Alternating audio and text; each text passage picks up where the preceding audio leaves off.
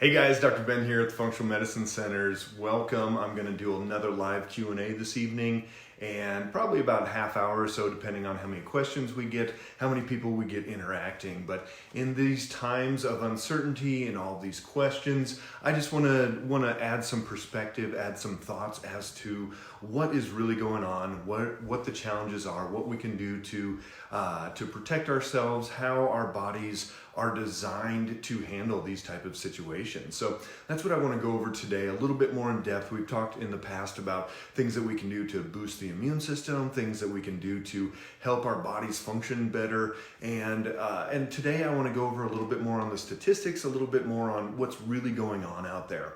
We're going to talk about flattening the curve. We're going to talk about a lot of these ideas and kind of buzzwords or buzz clips that we've heard, and what does it really mean and what is going on. So if you guys have any questions at all this evening, go ahead and post it in the comment section below, and we'll go ahead and answer any of those questions, anything you have going on. But tonight I really want to get a good feel for where everybody's at, what concerns you have. Is everybody just kind of settling into their routines? How's this first week been of most everybody at home, kids at home, a lot of stressors, all those things. So if you've got comments, let us know how you're feeling, let us know how things are going. But the first thing I want to talk about is this idea of flattening the curve. Everybody's read it, everybody's heard it.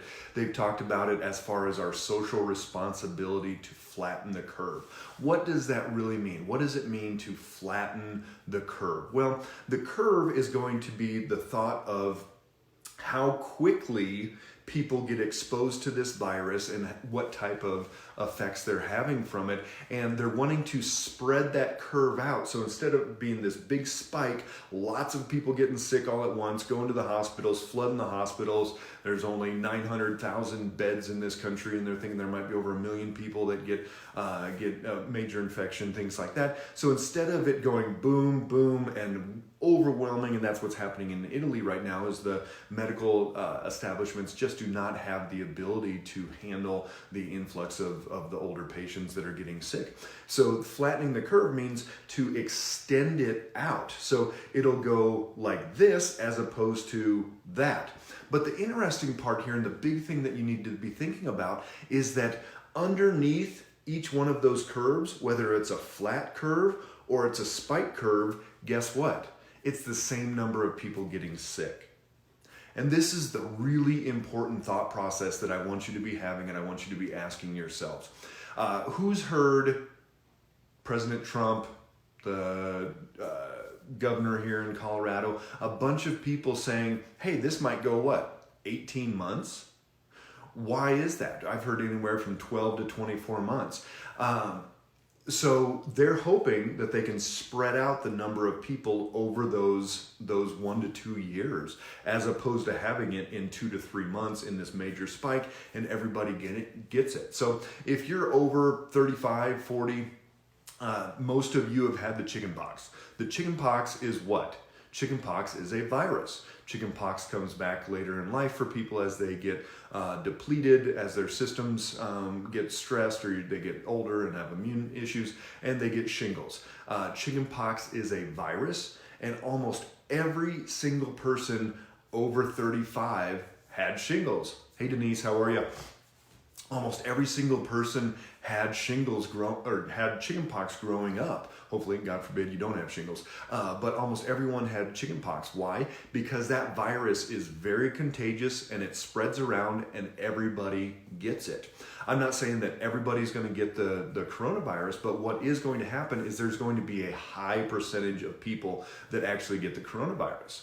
And I've heard anywhere between 60, 70, 80% of the population, if not even more, are going to ultimately get the virus and then be hopefully immune to it. We don't know exactly for sure yet. We're hoping that it's not a seasonal thing like the seasonal flu, where people would come around every year with that coronavirus. Keep your fingers crossed, and that our bodies can build up that immunity and we don't have to deal with this every year. God forbid, I don't know what that would look like, but it would not be constructive on a lot of levels. So the thought again, with flattening the curve, is to make it so that it does not overwhelm the health system. So it has nothing to do with protecting people. It has nothing to do with making less cases, saving grandma and grandpa, anything like that. What it has to do, hey, Carol, will answer the question in a second there. What it has to do with is not overwhelming with that spike, not overwhelming that medical model and that hospital, the urgent cares, all those different things. So it's not really what everybody's doing right now, and the social responsibility, all of those buzzwords that you're hearing out there have nothing to do with actually preventing or stopping people from getting this virus. What the intention is to slow it down so it does not spike up all at once. And that's the whole thought process with flattening the curve. It is not fixing anything. It's not preventing the spread long term. Ultimately, we're still going to be dealing with that. Let me get rid of this light here.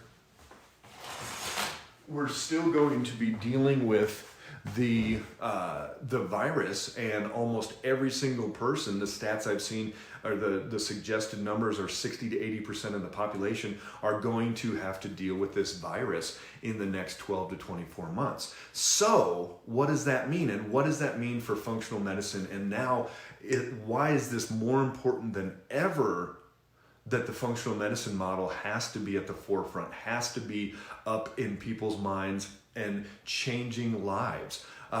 Hey, Stephanie, how are you doing?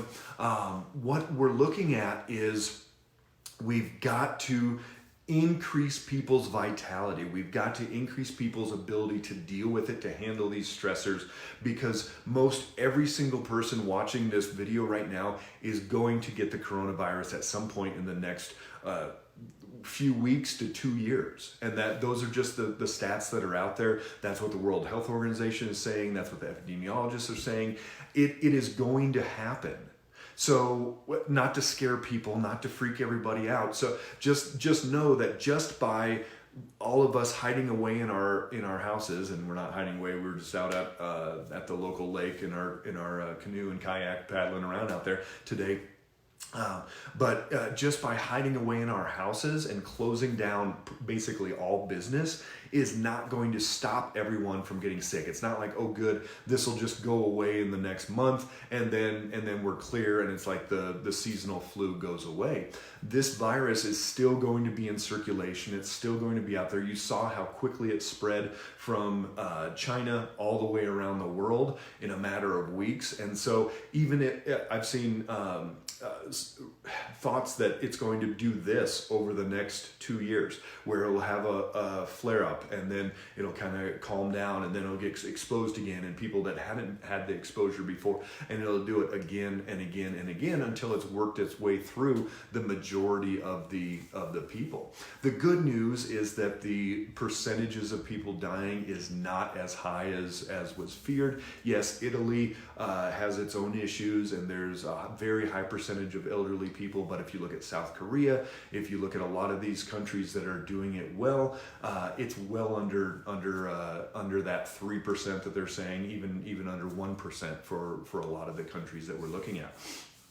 And even in South Korea, they're looking at 99% of the people that are getting the exposure to the virus are getting very mild or not many symptoms at all. And that's the reason they know that is South Korea is testing almost everybody. They're testing a lot of different people, even healthy appearing people. So their numbers are way more accurate. They're seeing that a lot of people up here have had the virus but have not had symptoms. And they're isolating them, doing different things like that. But what they're seeing is that then, because right now, I just read an article today that they're not even going to be testing anybody in the United States unless it's a severe case. So if somebody comes in and they're coughing and anything else, they said, the heck with it, we're going to save that test for somebody else. So our numbers are going to be skewed. We're not going to know what percentage of people are actually getting sick, what percentage are dying, anything like that. But what we do know is that flattening the curve is great,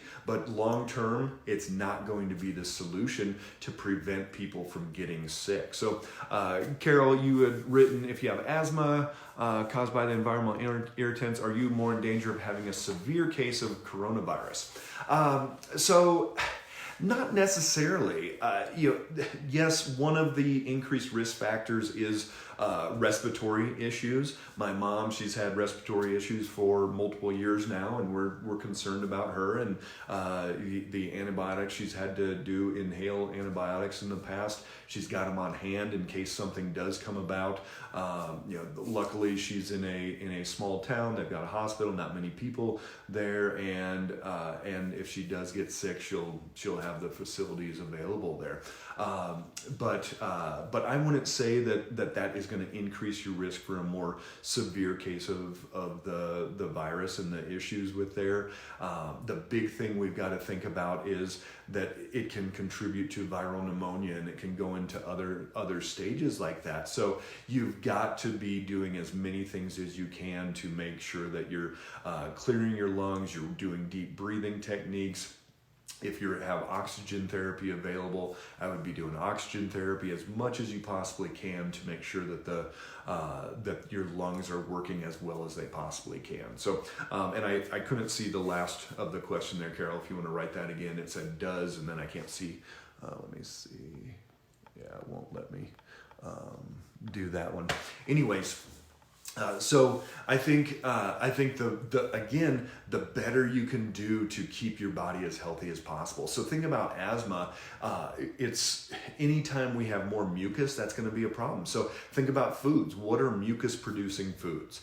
Dairy and gluten are the two biggest mucus producing foods. Not even thinking about not even thinking about any of the allergen sides of it, but just think about the food part of it, of just they produce more mucus. That's why musicians and singers, they don't drink milk the day of their performance, because they'll have excess mucus. So what do? Well, we stay away from those. Anything that creates mucus, that gives you a little more phlegm, are going to be good to stay away from at that time. Keeping lots of fresh fruits and veggies. Even the World Health Organization just came out and said in their list of things to do, one is to eat a healthy diet. Don't drink, don't smoke, eat a healthy diet. Well, what does a healthy diet mean? It's, you could ask 1,000 people and get a different idea from everybody. But we've got to be able to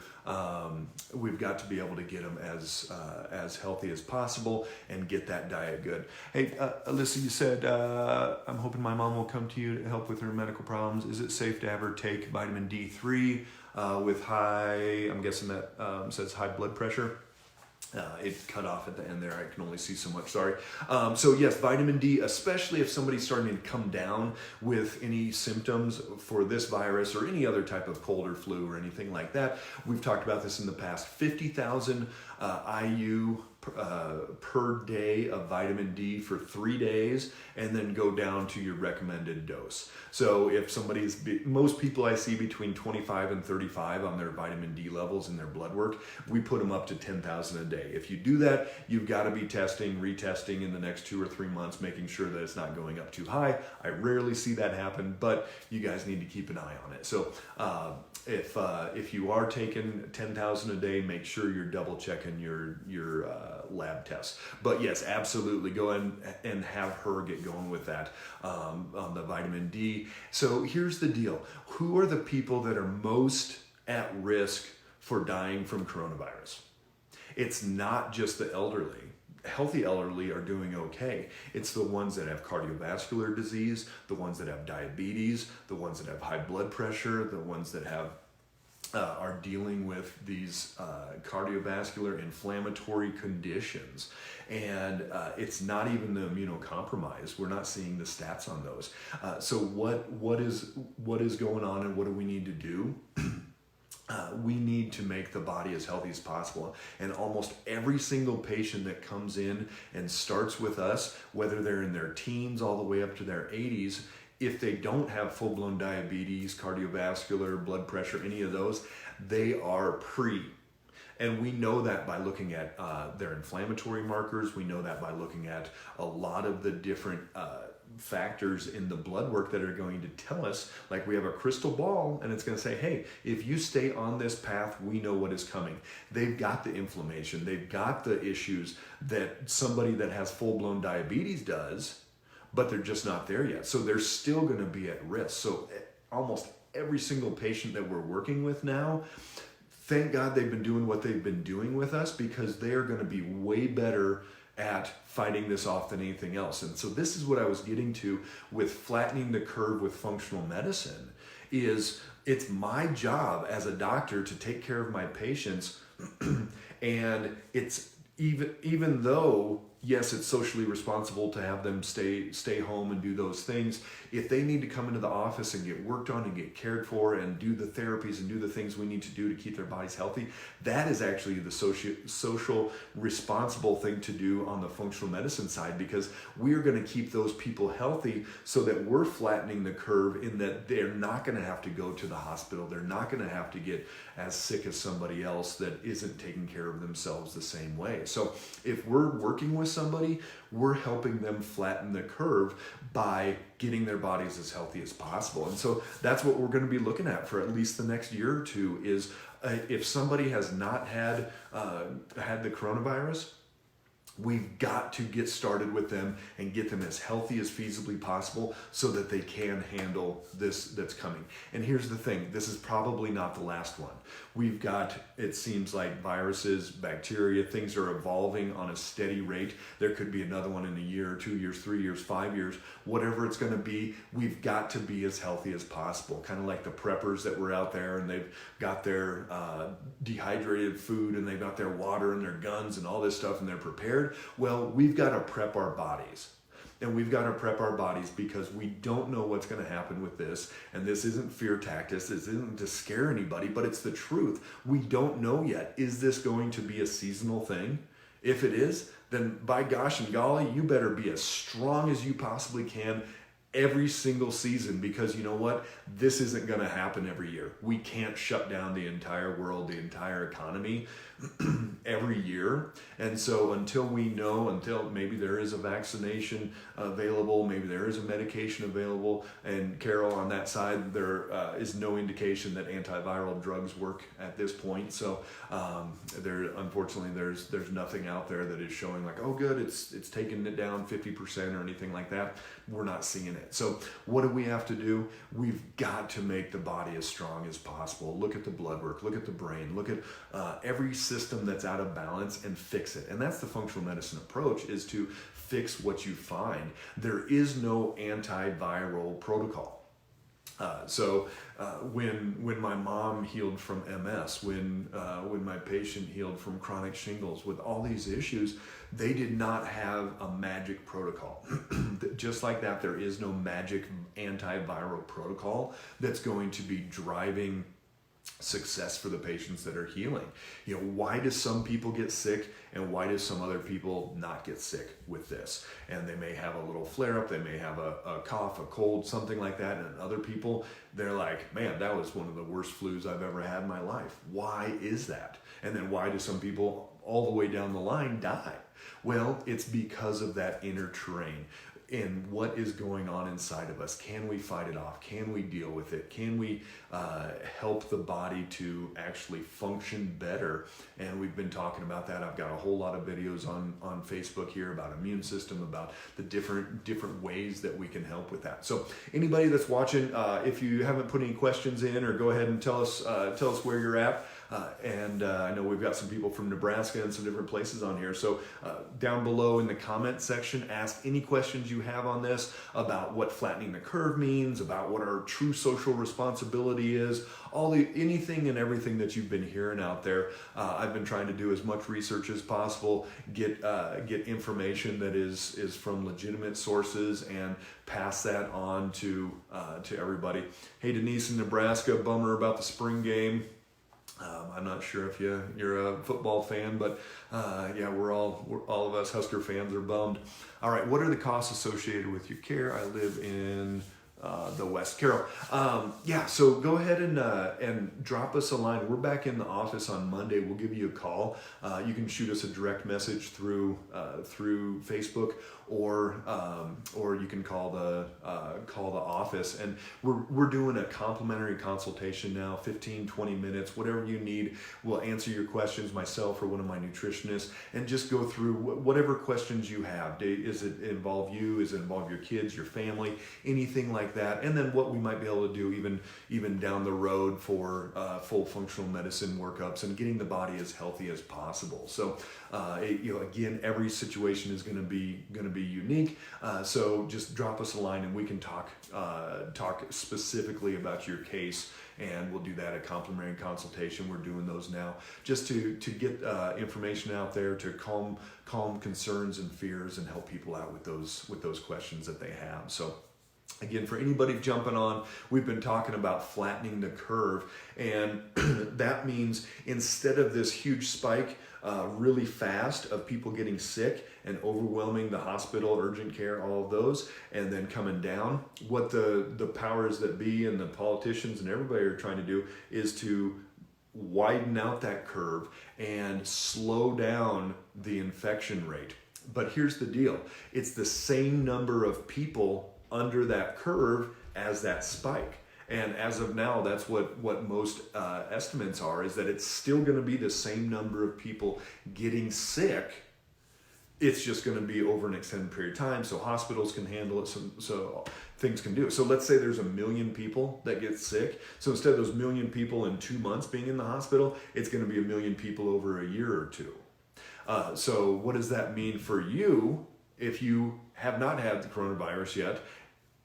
You better get yourself as healthy as feasibly possible, because again, it's coming. Whether you hide in your house or not, you'd have to hide in there for the next year or two until it totally blows over, or there's a vaccination that could potentially help you. So what does that mean? Well, we're going to have to get back to regular life at some point in the next month, 2 months, 3 months. We can't just hide out as a society forever, and we're going to have to deal with the virus hitting a lot of different people. So I encourage you to do everything you possibly can now to get yourself as healthy as possible so that you can handle this. And it's actually I'll say more social responsibility to do that than it is to hide in your house. There's something called herd immunity, and that's where vast majority of people have an exposure and they are creating immunity. That immunity not just helps them, it actually helps the next person as that virus gets less potent.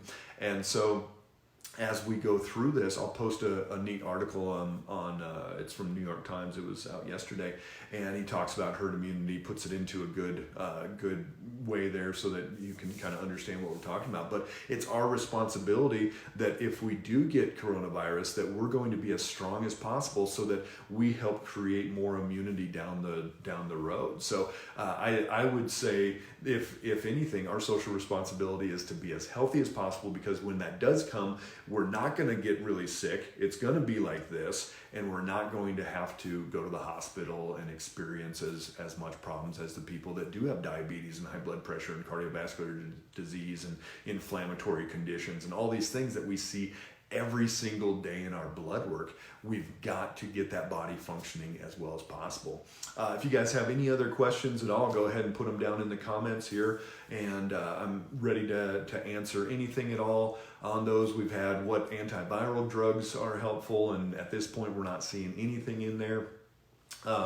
I've had some patients reach out and ask, can they keep coming in and keep doing therapies and keep doing the things that they know is keeping their bodies as strong and healthy as possible? And the answer is yes. For us, we are considered an essential practice, and meaning that we're going to be able to keep helping people. Yes, we hose things down and we clean and we do everything we possibly can, but we have many patients that are deep into their program, and they need to keep their health going, and they need to keep that going. So for our patients, we're able to either work with them remotely, or some people are still even coming into the office, and we're just throwing everything we can at people, because now is not the time to just hunker down in your house, eat poorly, stress out, not move, not exercise, not go to the gym, all these things that are happening, we're creating more dis-ease in people's lives than even what the virus is going to cause. So we've got to keep our bodies as healthy as possible, get out and move, get out and exercise.